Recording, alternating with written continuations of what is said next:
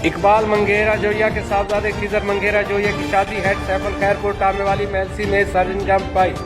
दावत वलीमा में जोया बरादरी की सरकर्दा शख्सियात जोया यूनाइटेड पाकिस्तान के मरकजी सदर नवाब हसन खान लकवेरा जोया, मरकजी जनरल सेक्रेटरी व chairman Joya star Miyan Majid Joya, chairman Mohammad Khan Chavika Joya, vice chairman Mohammad Ibrahim Joya, senior नायब सदर मलिक शोएब वजीर जोया, नायब सदर फयाज जोया, नायब सदर और जोया स्टार के वाइस चेयरमैन सीनियर सहाफ़ी मुनीर शाकिर जोया, कर्नल औसाफ मरहूम के भाई एहसास जोया और इखलाक जोया, बखर से सफदर जोया, हासिलपुर से सज्जाद जोया, लियाकतपुर से डॉक्टर असलम जोया, मुसाफिर खाना से मुजाहिद जोया, बुरेवाला से अरबी जोया, बहावलपुर से जफर जोया और अब्बास जोया, लोधरा से डॉक्टर असलम जोया, खानेवाल से मुस्तफ़ा जोया, शहजाद जोया और शहद जोया समेत हर तबका फिक्र से ताल्लुक़ रखने वाली शख्सियात ने शिरकत की और दूल्हा खिजर मंगेरा को मुबारकबाद देते हुए नेक ख्वाहिशात का इजहार किया।